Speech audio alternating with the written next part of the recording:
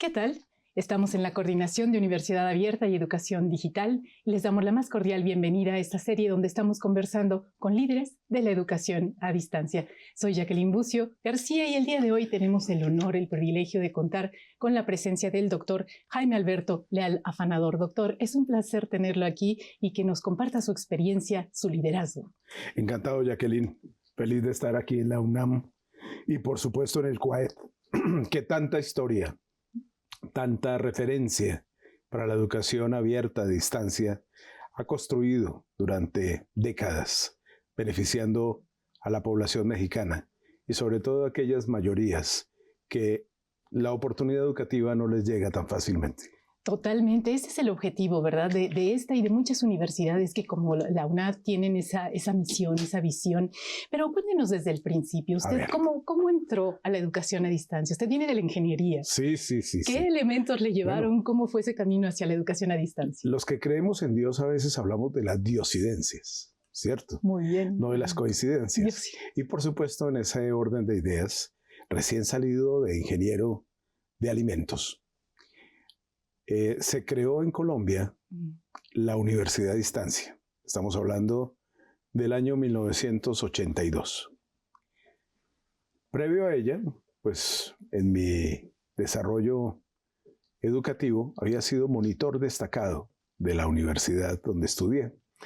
Y por supuesto en esa perspectiva vi un aviso del periódico que decía que necesitaban ingenieros de alimentos para la Universidad a Distancia que recién arrancaba. Eso fue hace 44 años. Yo creo que tú no habías nacido.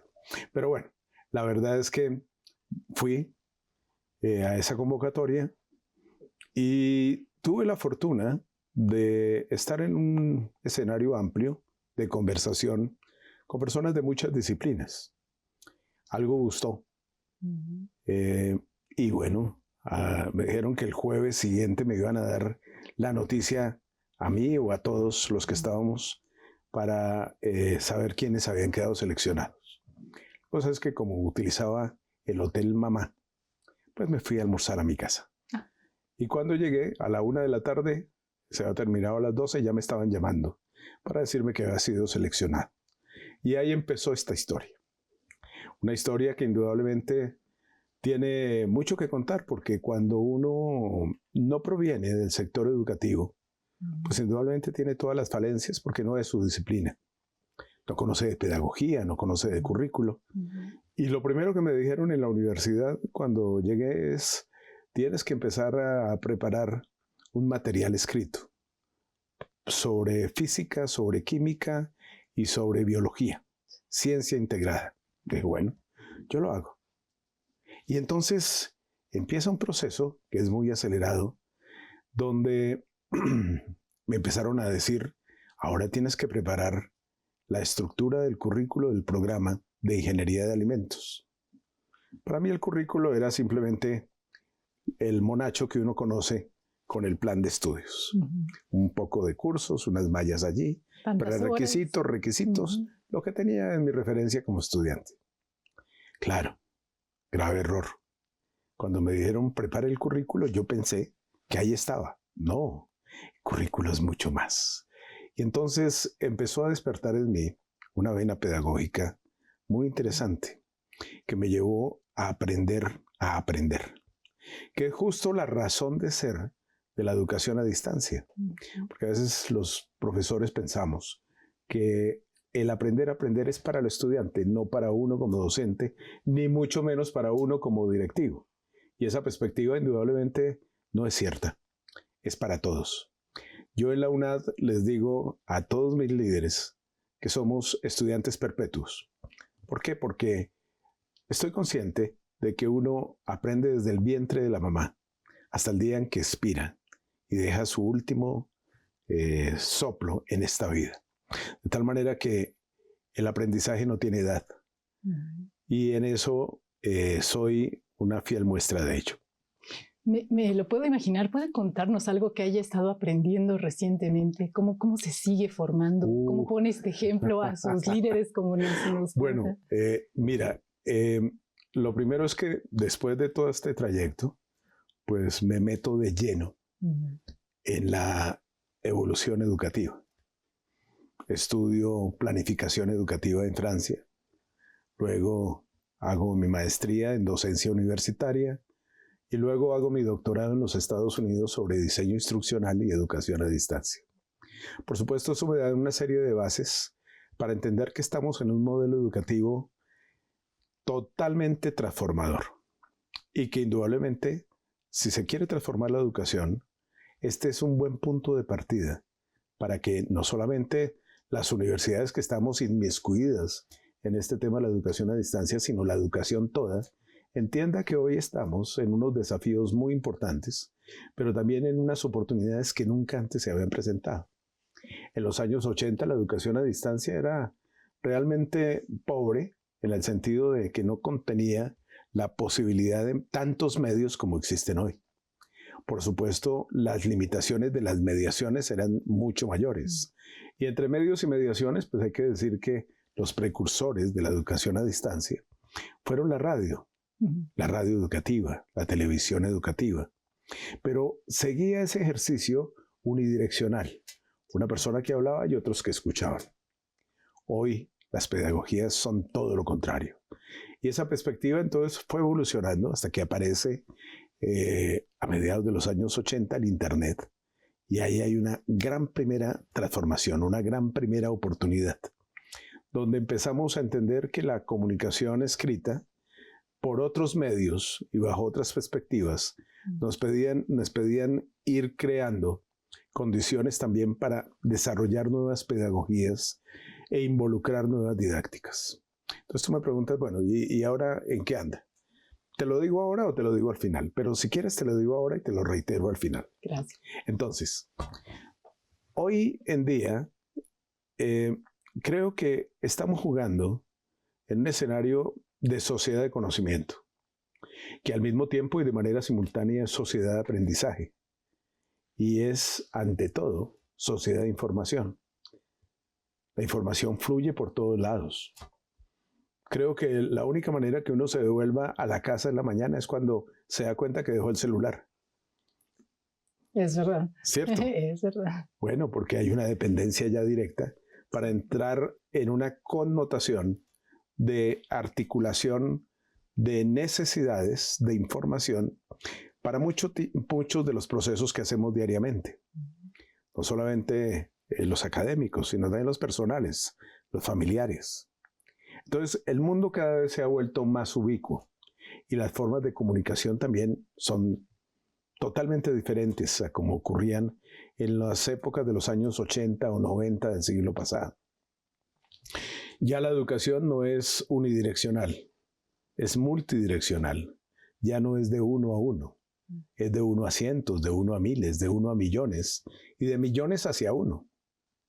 La perspectiva de las redes sociales, donde hemos venido perdiendo protagonismo frente a los jóvenes, que entienden que el valor de la educación ya no es tan importante si se considera que la vida, de manera errónea, es solamente la acumulación material.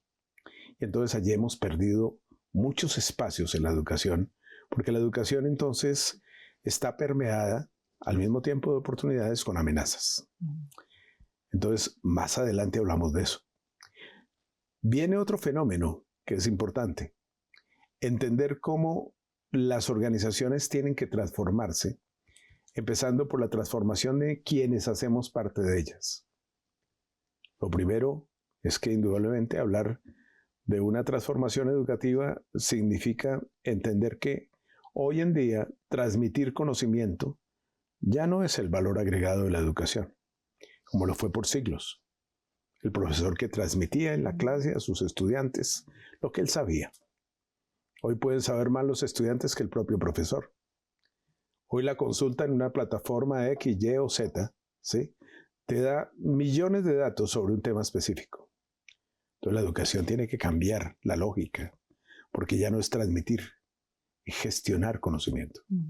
Entonces, en esos primeros inicios, en los años 80, 90, pues indudablemente todas estas claridades no existían. Y la educación a distancia, en muchos países de América Latina, era la cenicienta del paseo. Era una educación de segunda oportunidad. Una educación donde se planteó al principio que era para adultos solamente, para la segunda gran oportunidad en la vida, pero resulta que no. Esta educación, en la medida en que ha ido evolucionando, madurando, aprendiendo del fracaso, también ha venido consolidando el derrotero de la educación del siglo XXI. Y eso ya no es solamente para propios, como los que hacemos educación a distancia, sino para todo tipo de educación. Entonces, fíjate dónde se centra el desarrollo de estos procesos. En la evolución pedagógica, en la acción comunicativa y en la disrupción tecnológica. 3 elementos que son claves. Totalmente. Hablemos entonces de la transformación. ¿Dónde empiezas tú a transformar una organización? En sus propias estructuras. La educación, históricamente, se basó en la disciplina, en la unidisciplina. Pensábamos que en la universidad, por un lado, se formaban los médicos, por otro lado, los abogados, los economistas, los ingenieros, cada uno en su facultad. Hoy el mundo ya no es así. El mundo no es unidisciplinario, es interdisciplinario, es transdisciplinario. Y por supuesto, al mismo tiempo, los procesos de formación ya no son de una sola cultura, sino que son interculturales.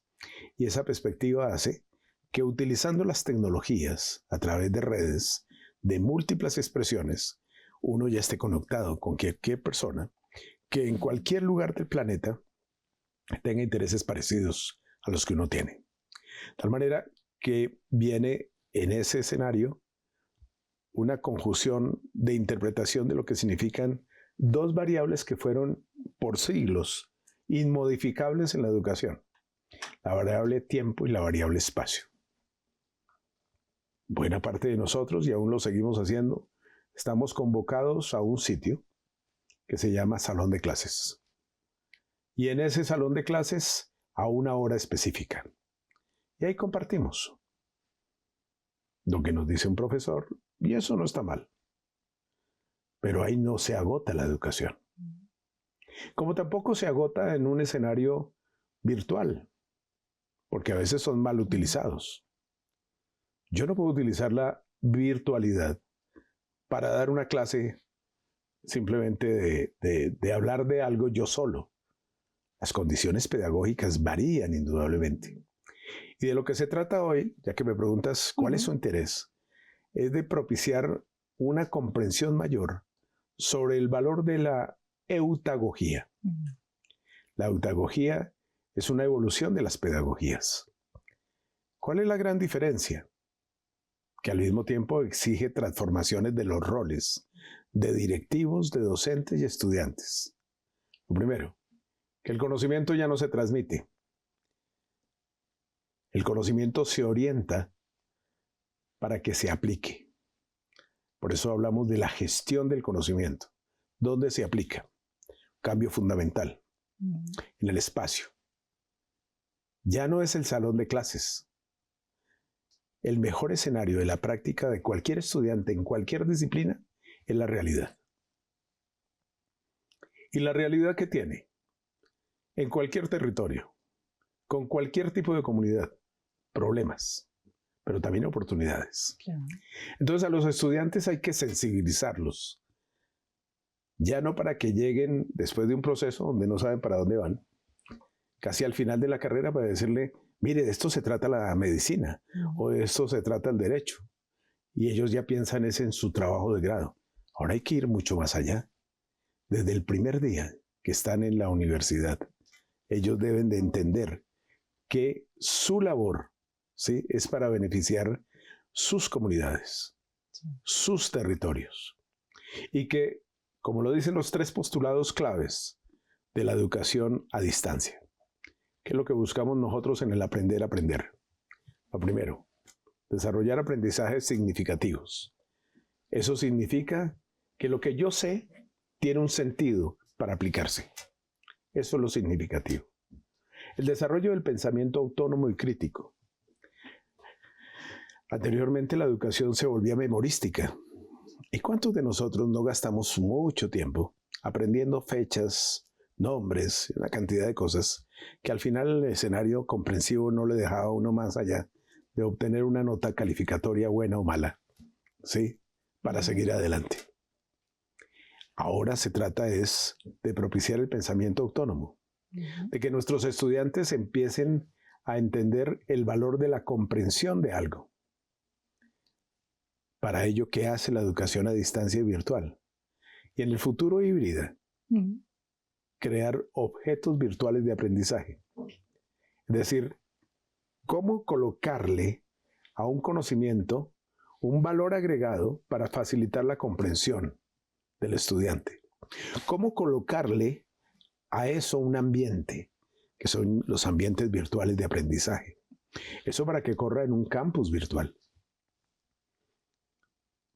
Y por último, el tercer elemento, el trabajo colaborativo. Porque muchos piensan que la educación a distancia es de una sola persona, que es un ejercicio de yo con yo en el llanero solitario. Y de eso no se trata. Se trata es fundamentalmente de aprender a trabajar con otros, inclusive de otras disciplinas.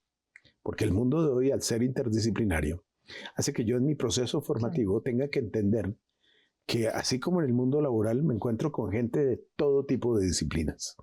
Y bajo esa perspectiva, entonces empiezo a entender lo que significa el diálogo, la escucha, la comunicación efectiva, la comunicación asertiva, o todo lo contrario. Hay gente que no quiere comunicar. Y entonces yo digo, ¿y yo por qué tengo que responder de un trabajo con otros que no quieren, están allí? Yo le digo a mis estudiantes, no se preocupen por eso. Así es la vida real. Porque hay muchas personas de todo tipo con los que tú vas a desarrollar. Y lo importante no es evadirlos, sino cómo convocarlos. Y por supuesto ahí empieza una transformación importante en el rol del estudiante, que tiene que empezar a tomar conciencia del valor de su autoformación. Pero como dijimos que la autoformación no solamente es para el estudiante, sino también para el docente también tiene que formarse, ¿sí? A mí me tocó aprender a aprender, ¿sí? Porque me lo exigía la realidad de un joven que llega a los 22 años, hace 44, a la universidad, ¿sí? Que no tenía ni idea del mundo que lo estaba rodeando. Yo no quisiera que hoy le sucediera lo mismo a los docentes que llegan a la universidad. ¿Por qué? Porque la mayoría venimos de otras áreas. Venimos de la abogacía, del derecho, ustedes le llaman aquí en México los licenciados. Exacto. Y los licenciados aquí son todos. En un país como Colombia, los licenciados son solamente los que se formaron como educadores, los pedagogos, ¿cierto? Allá tienen un escenario de nominación dependiendo del campo de formación que tengan. Entonces, digamos que el educador llega ya por formación o ya como en mi caso por vocación. Y me quedé en ese mundo. Entonces, el que no viene dotado para ser docente, que son la mayoría, ¿sí? Hay que darle caminos. Y por eso en la UNAD hemos creado un centro organizacional de cualificación de talento humano, ¿sí? Que tiene que ver con un coach. Es decir, cómo vamos aprendiendo acompañados en la ruta de lo que hoy tienen que tener como nuevas competencias, como nuevas habilidades, como nuevas destrezas, los docentes que requiere este tipo de modelos educativos. Entonces, fíjense que allí concretas tú un escenario real y efectivo de transformación, ¿sí? Que anteriormente no habíamos tomado conciencia. Claro. ¿Sí? En toda la historia de la humanidad, ¿qué hacía uno? Bueno, mi referente es el profesor que tuve. El que me pareció bueno o el que me pareció malo. Muchos de nosotros recordamos hoy al buen docente que nos dio una orientación clave para aprender, para comprender, que nos dio una ruta, así sea con una frase. Sí. Pero también recordamos al profesor Cuchilla, ¿sí? Al que se hacía importante en la universidad porque rajaba a todo el mundo, ¿sí? Al que ponía cascaritas para que los estudiantes no entendieran. Ese docente hoy ya no sirve. ¿Por qué? Porque se trata es justo de acompasar la posibilidad del acceso con la permanencia educativa, pero nunca sin perder rigor. garantizando la calidad formativa y la pertinencia formativa. Entonces, fíjate cómo esta ruta, ¿sí? Va recogiendo de muchas cosas, presente y futuro, ¿sí? Que afortunadamente cada vez gana más adeptos, y no solamente en la educación a distancia o virtual, sino también en la educación presencial, porque tuvimos un punto de corte, ¿sí? ¿Cuál fue ese punto de corte? La pandemia, Sí. ¿cierto? Uno aprende del fracaso, y no solamente el fracaso es necesario, sino que desde allí hay un referente muy importante para perfilar la misión de una organización y la visión de una organización. El papel social de la educación a distancia es inherente a la propia modalidad. Sí. Fueron cientos de generaciones en América Latina desperdiciadas desde que dimos los gritos de independencia, porque nunca tuvieron la oportunidad educativa millones de personas en todos los tiempos que llevamos, que son más de 200 años en la mayoría de los países. Porque la educación se entendió que era para minorías, no para mayorías. Que la educación tenía que ver con la cuna, porque la buena educación era para las familias que tenían dinero, las mayorías no la tenían. Que la educación era para los que estaban en las grandes ciudades y no para los que estaban en cualquier tipo de territorio lejano. Y por supuesto la educación se volvió excluyente. Y eso hace que haya prosperado el analfabetismo y la falta de personas con conciencia social en nuestros países. Esa perspectiva entonces es lo que le da una coyuntura muy importante hoy a la educación a distancia y virtual para ir cerrando brechas. Porque cuando usted cierra las brechas sociales desde la educación, empieza también a cerrar las brechas digitales, las brechas económicas, porque tiene una masa crítica formada que permite que donde están los problemas, que es en las regiones, también están las oportunidades. Y esa masa crítica allí formada es la que empieza a buscar alternativas. Y es donde la educación a distancia entonces también investiga. Y le dice a la educación tradicional, la educación debe de entender que la investigación no es solamente la de bata blanca, sino que la investigación también hay que ponerla al servicio de las sociedades.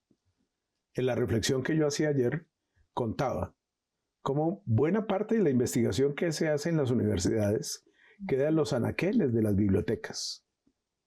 Bueno, sí, surtió un efecto. Te permitió graduarte. Si soy docente me dieron unos puntos para el escalafón, mejoró mi salario. Pero ¿y la realidad qué? ¿La hemos cambiado? No mucho. Entonces se trata es justo de eso, de una educación que empieza a cerrar brechas porque llega a todo tipo de territorios, porque garantiza calidad educativa en la medida en que la calidad está referenciada en parámetros de impacto social efectivo. ¿Es rigurosa? Sí, tiene que serlo. Tiene condiciones para poder impactar de tal manera que las personas pueden enamorarse de la educación y no solamente de las redes sociales para volvernos youtubers que ganamos mañana mucho dinero porque tenemos muchos likes, así sea diciendo mentiras, así sea cobardemente yendo contra la dignidad de otros.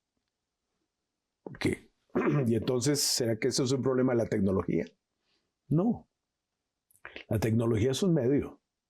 Y la tecnología siempre ha existido. ¿Que ha evolucionado? Sí. Pero la primera tecnología fue una piedra, ¿no? Y la segunda fue el fuego. Y en esos 20.000 años que llevamos caminando la Tierra, ¿sí?